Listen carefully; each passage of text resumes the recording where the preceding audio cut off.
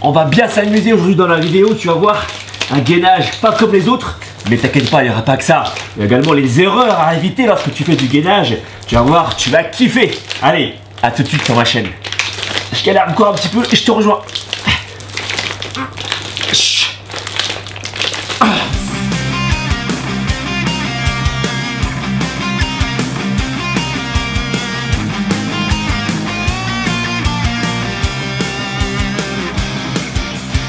Salut mes sportifs et bienvenue sur ma chaîne Alex Levent. Aujourd'hui, j'ai envie de te parler des principales erreurs que tu fais lorsque tu fais du gainage. 3 erreurs principales, mais je vais également t'expliquer les principales erreurs que tu fais lorsque tu fais des crunchs.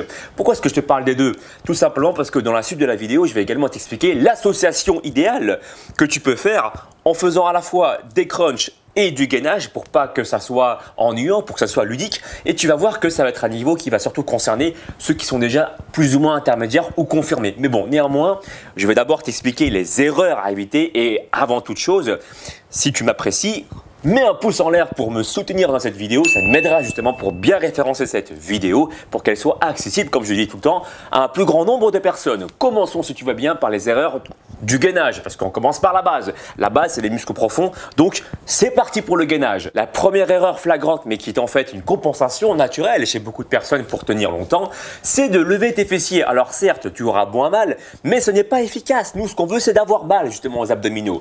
Donc en ce sens, il faudrait que tu alignes un axe bien particulier, c'est la tête, les épaules, la colonne et le bassin toujours alignés, un peu comme si cet axe était une flèche, comme la flèche de Saint Seiya lorsqu'il lance sa flèche là en mode chevalier de Sagittaire. Et ben tu dois penser exactement à la même chose. La deuxième erreur, et celle-ci elle est également très flagrante, c'est de cambrer ton dos. Et très souvent ça se passe lorsque tu regardes droit devant toi. Il ne faut pas regarder droit devant toi, mais il faut regarder plutôt le sol pour aligner, comme je te l'ai dit, pour rester sur l'axe tête, épaule, colonne, bassin. Et ça, c'est super important et ça sera le cas si tu regardes plutôt vers le sol que devant toi. Donc, retiens bien cette idée-là. La troisième erreur, c'est l'inverse de la première erreur. Avoir les fessiers trop hauts, c'est pas bon, mais avoir les fessiers trop bas, c'est pas bon non plus.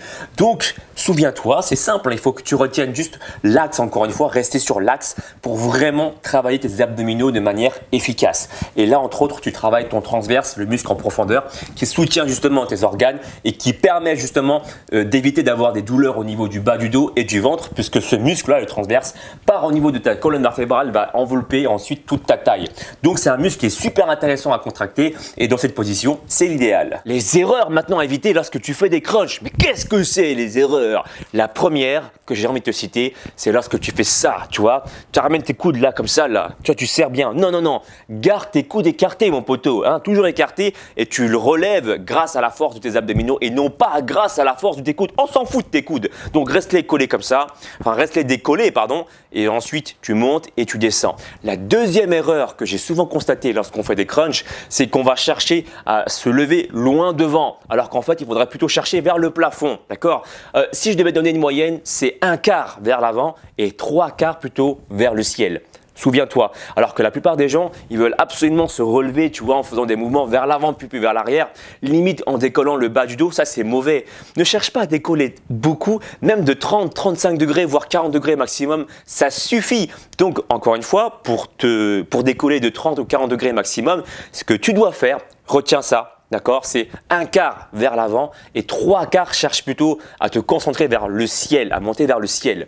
Les épaules décollées, ça suffit et tu vas sentir les abdominaux bien travaillés. La troisième erreur maintenant que j'ai souvent aussi constaté, c'est que les gens, lorsqu'ils font des crunchs, ils ne rentrent pas leur ventre. Ça, c'est super important, non seulement pour avoir la tablette de chocolat, mais aussi pour avoir le ventre bien plat, pour engager également le transverse qui est également un muscle expiratoire. Donc, je te propose pendant la montée de rentrer ton ventre en même temps, hein, pour pas avoir justement un ventre de certains boxeurs hein, qui ont un six-pack, mais qui ont un ventre qui ressort. Donc, pour éviter cet effet un peu non esthétique, je te propose, comme je te l'ai dit, de rentrer ton ventre pendant la phase où tu vas décoller tes épaules du sol.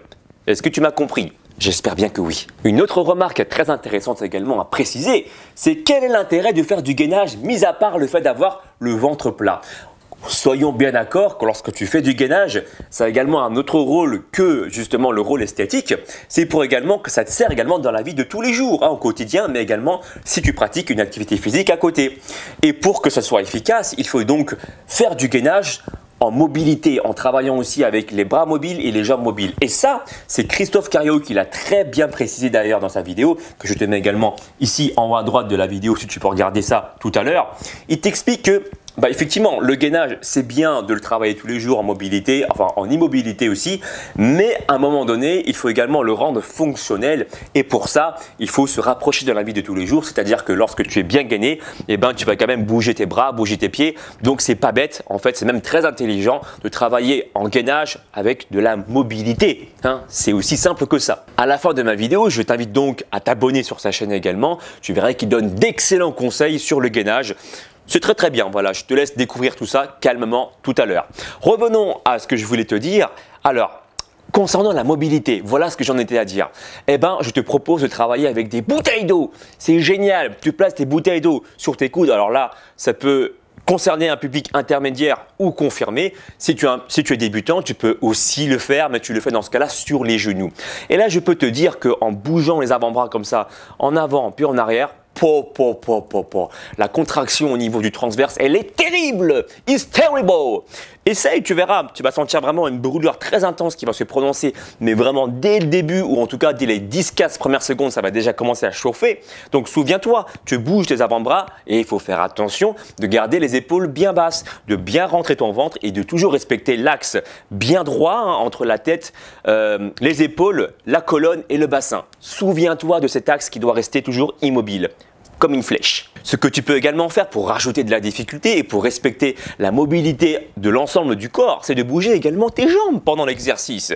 Donc si tu es sur les genoux, tu peux lever un genou puis l'autre, mais si tu es sur la pointe des pieds, tu lèves carrément ta jambe gauche puis ensuite la jambe droite pendant que tu fais tes mouvements vers l'avant avec tes avant-bras. Tu vas voir que tu vas bien t'amuser, ça va être hyper ludique et c'est surtout très intéressant pour ton transverse. Une combinaison que j'adore faire pour compliquer un petit peu, pour rajouter du piment, parce que moi j'aime bien on appelle ça le Valentina, tu sais, c'est ce que tu mets là, c'est la sauce mexicaine qui donne du piment. Moi j'adore pimenter également les exercices en faisant ce type d'association. Regarde bien, je fais des crunchs d'abord, ok, j'en fais 20. Pour ceux qui ont des douleurs au niveau du bas du dos, je te propose cette option qui est très confortable. Tu tends une jambe avec un genou fléchi et là dans cette position, parce que tu as une jambe tendue et un genou fléchi, tu vas garder une neutralité du bassin. Essaye, tu verras, c'est génial.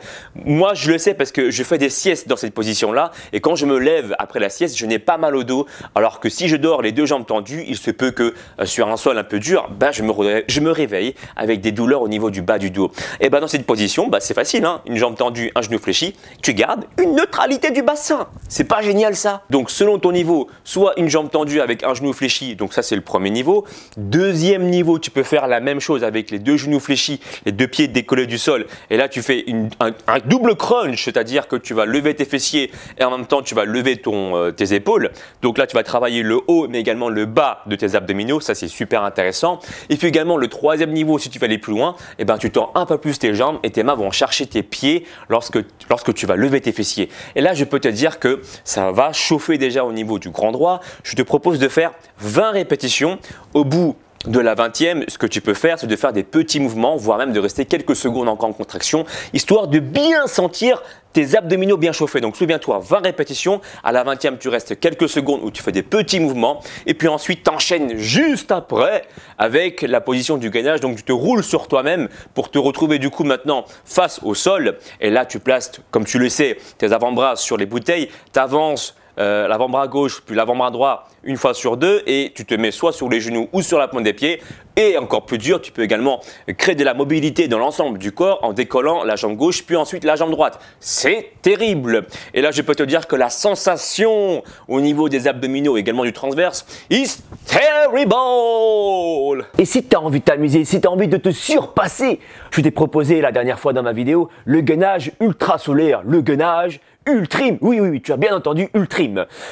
Si tu veux en savoir plus sur la position adoptée, je t'ai mis la vidéo sur le bouton i en haut à droite de la vidéo, mais qui est également disponible sur mon carton de fin. J'espère que cette vidéo t'a plu. Si c'est le cas, comme tu le sais, n'hésite pas à me le faire savoir avec un pouce en l'air, ça me fera toujours plaisir. N'oublie pas non plus de me suivre sur les réseaux sociaux, Facebook, Instagram, Snapchat, Twitter. Et puis moi, je te dis à très bientôt. Ciao, ciao.